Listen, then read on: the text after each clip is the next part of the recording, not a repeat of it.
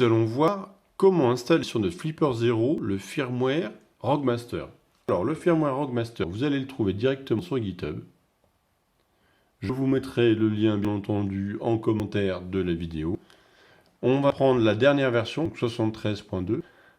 Petite chose importante, pour installer le ROG Master, il faut que vous ayez fini de faire toutes les mises à jour officielles de votre Flipper 0.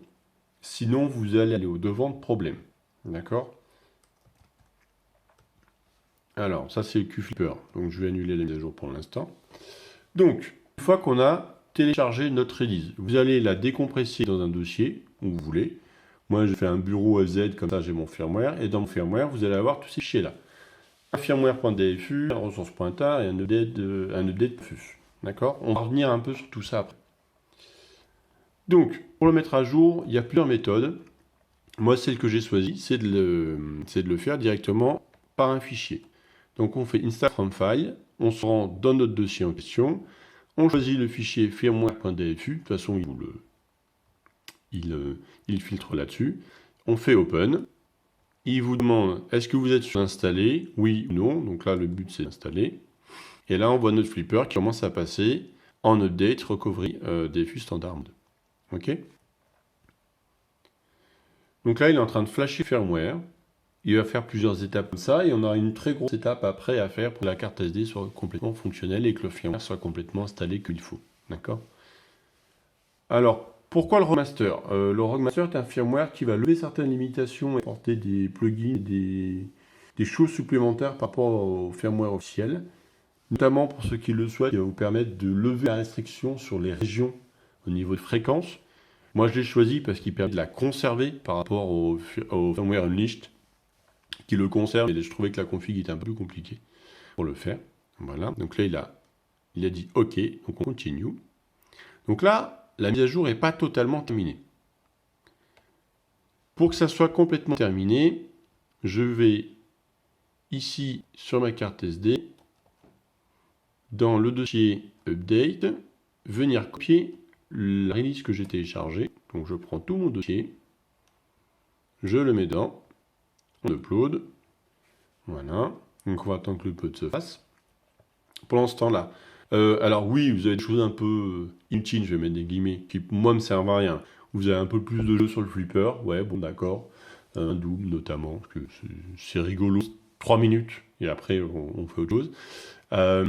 Vous avez surtout sur le mode bas USB la possibilité, je vous le montrerai rapidement après, de configurer le clavier que vous voulez utiliser pour lancer votre payload de bas USB. Et ça, c'est très intéressant. Ça veut dire qu'on va pouvoir écrire un payload dans n'importe quel, sans se soucier de la langue et le jouer comme on veut sur n'importe quel OS. Comme j'avais fait sur ma vidéo bas USB, le Linux m'avait posé des problèmes importants parce que le clavier était un clavier US et ma cible était un clavier français. Et là, en choisissant bien directement le layout du keyboard que je veux, et ben, je vais pouvoir le lancer nativement sur la machine et ça va être parfait. Donc une fois que c'est fait, qu'on a fini d'uploader notre fichier qui est là, vous prenez votre Flipper 0, donc vous êtes sur la page d'accueil, on descend un coup en bas, après on fait un coup à gauche, là on est dans le navigateur de fichiers, donc on va aller tout à la fin, on va chercher le update.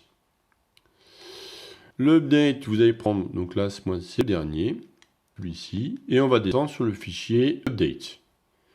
Pourquoi on va lancer le fichier update? Donc on va le jouer dans l'application et on va installer. En fait, là il va finaliser l'installation du firmware ROG Master. Notamment, il va réécrire des éléments sur votre carte SD pour pouvoir utiliser la carte SD avec le firmware ROG Master. Alors attention, vous avez comme toujours le risque de perte de données sur votre carte SD. Vous avez des trucs que vous êtes un peu enquiquiné à créer comme les dictionnaires de clés NFC ou ce genre de choses. Sauvegardez-les avant, ça sera mieux. Ça sera compatible avec le ROG Master, il n'y a aucun problème là-dessus. C'est juste que vous risquez, comme souvent, d'avoir une perte de données. D'accord? Moi, je l'ai fait, j'ai fait mes sauvegardes, bien entendu. Je l'ai fait plusieurs fois et j'ai jamais eu de problème d'écrasement de données. J'ai fait une fois. Hein. Ensuite, moi, je suis un peu déçu, globalement, du ROG Master. Alors, ça fait qu'une semaine, une semaine et demie que je le teste. J'ai trouvé pas mal de lenteur par rapport à un Flipper 0 firmware officiel sur une version similaire. J'ai aussi trouvé un peu moins performant sur certaines choses. Donc là, on a un coucou, je pense, donc c'est bon, c'est fini. Ok, super. Donc là, on a tout qui a changé. On est super content. Notre passeport a changé. Vous voyez maintenant, il vous met par exemple le nombre de points d'expérience sur le nombre de points d'expérience qu'on doit aller récupérer. On a une horloge, rapidement, hein, mode 24 heures, 12 heures, etc. Ce que vous voulez. Vous voyez.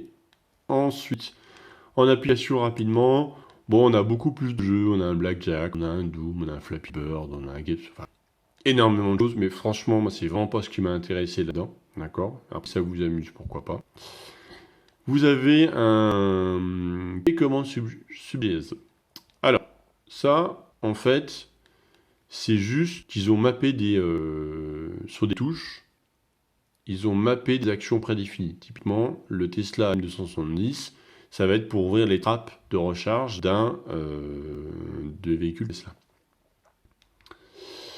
Après, dans le sub-gigahertz, donc on a un scanning qui est un peu plus étoffé, donc au niveau des fréquences on en a beaucoup plus, les modulations aussi. Ce qui va être intéressant aussi, c'est qu'il va pouvoir enregistrer directement s'il la découvre une télécommande qui est considérée comme avec rolling code. Alors, je vous le dis tout de suite, pouvoir enregistrer une télécommande qui a un rolling code si vous étiez à portée du portail, ça ne sert strictement à rien. Parce que le code, vu que c'est un rolling code, c'est le but, le code est à usage unique. Donc il est utilisé, il est jeté. C'est intéressant quand on va pouvoir le faire hors portée du portail ou du device qu'on cible pour pouvoir enregistrer cette action et pouvoir la jouer sur une cible, comme j'avais montré sur ma vidéo sur le processeur en question. Alors, je vais sortir de ça, du QFlipper, parce que s'il sort, je vais pouvoir vous montrer en théorie le bas USB. Voilà, donc là il va charger. Vous avez vu, j'ai un temps de chargement qui, moi je trouve, qui est un peu plus long, qui est même beaucoup plus long ressenti. Et donc là, on a un bouton config qui est apparu. On peut choisir le keyword layout. Donc là, par défaut, c'est ENUS, d'accord. Et en bon français, je peux prendre un FR. Et il va jouer mon playbook en français, qui va ressembler plus à rien sur celui-là pour le cas. Mais c'est tout à fait possible. Hop. Voilà, après je vais faire mes tests en complément sur le NFC notamment. Alors j'ai vu qu'il y a des choses qu'il sait lire. Il sait lire par exemple un badge vérifiant. Voilà, j'ai réussi à procurer un badge vérifiant. Donc il a réussi à lire un peu les infos, à le copier en partie. L'émulation est toujours aussi mauvaise. Ça c'est toujours le gros défaut, hein. Ça on n'arrive pas à en défaire. Au niveau des cartes bancaires, j'ai trouvé que le ROG Master avait des petites faiblesses par rapport au firmware officiel. J'avais des cartes Mastercard où j'arrivais à avoir des infos, et là, j'arrive plus. Bon, donc je vais faire mes tests en complet, parce que je les ai fait un peu rapidement. Mais globalement, moi, je suis déçu. Voilà. Je trouve que c'est un firmware qui ne tient pas totalement ses promesses.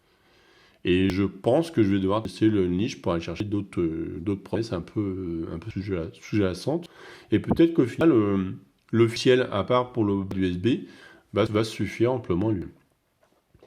Pour ceux que ça intéresse, si vous souhaitez rollback pour quitter le ROG Master, et ben c'est très simple. Vous avez juste à prendre votre application mobile, reconnecter Bluetooth votre flipper, ou connecter avec QFlipper comme j'ai fait là, et vous faites installer la dernière version du firmware officiel.